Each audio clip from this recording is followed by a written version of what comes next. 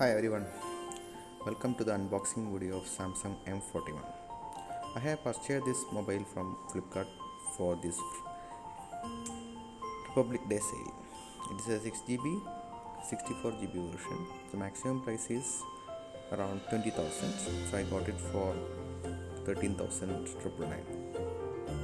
Also, when I am applying my HDFC card, so again 1,500 is reduced. So it's a dual SIM phone, so you will have two IMEI number and its color is blue. So let us unbox what are the contents in this.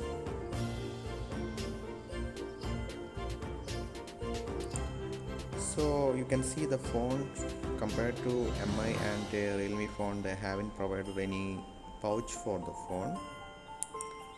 It is covered with a nice clean sheet. So it will have Type-C charging. You will have 15 watts fast charger. Also they have provided